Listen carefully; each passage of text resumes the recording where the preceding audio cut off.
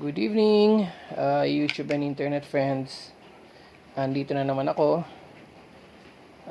para i-display ang aking available na airgun. Gustong gusto ko to kaya lang kailangan ko ibenta. This is a Nimrod copycat airgun.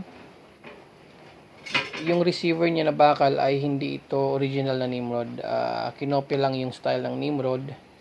Tapos, in-upgrade lang ng konti. Hinabaan ng kanyang tangke. Yan.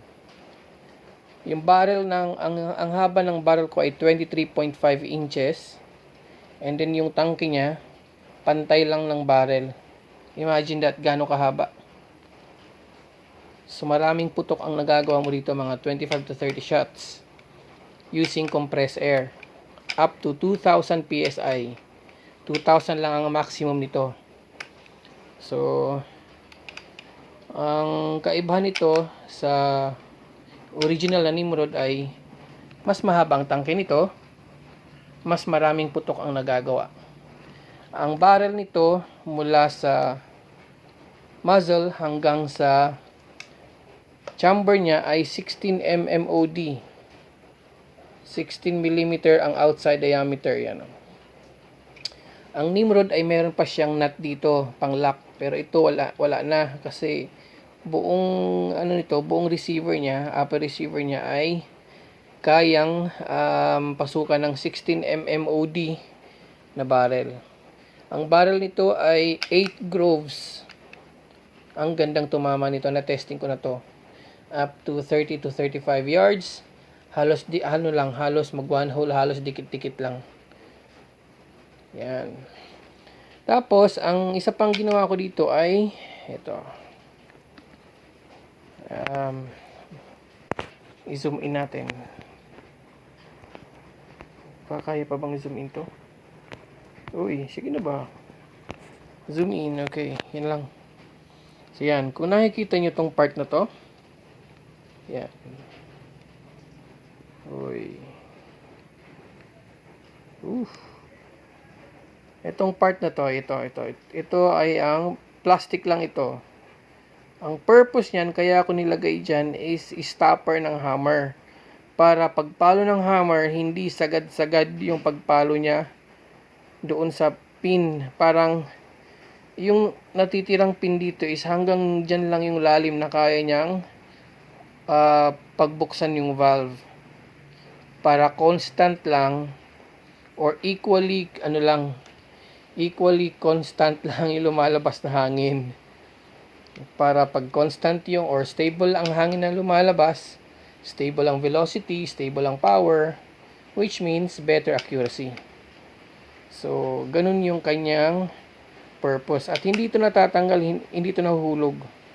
Hanggang dyan lang yan. Yan. Pagpalo ng hammer na ganyan, yung pin, lulubog yon, pero hanggang dun lang siya. Hanggang dito lang sa may stopper.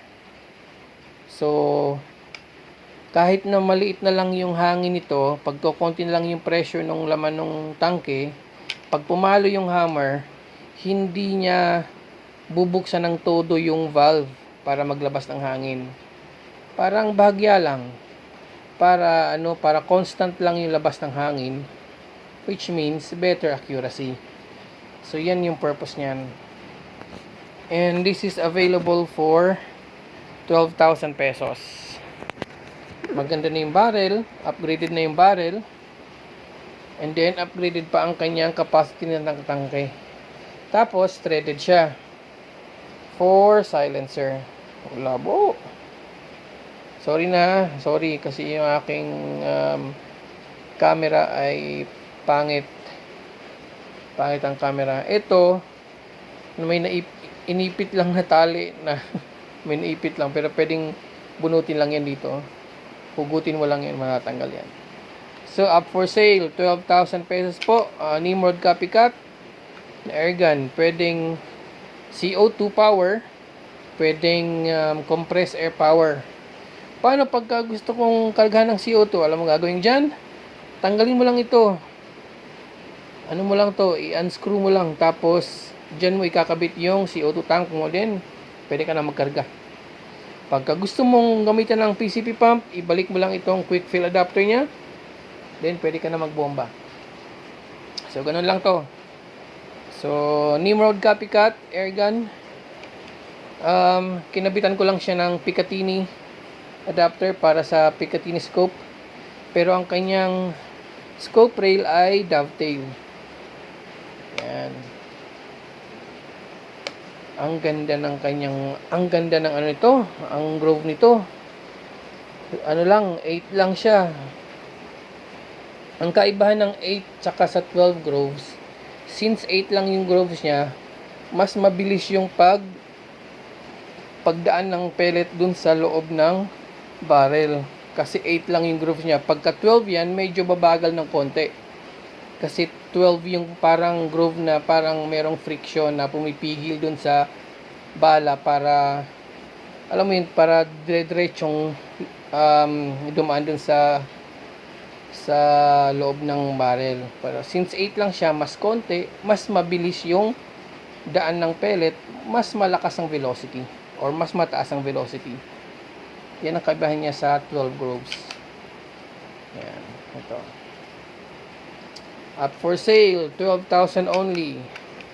Kontakin niyo lang ako sa number dito sa may description niya. Nandito sa baba, description. Okay, ayos. Ito ang aking Nimrod Copycat Airgun. Haba nung ano niya, tangke. Yung bat niya, Nimrod. Yung kanyang hammer and trigger, pang Nimrod. Pero yung pinaka-mechanical niya, steel mechanical niya ay copycat lang siya. Yan yung kopa. Ayos. Salamat.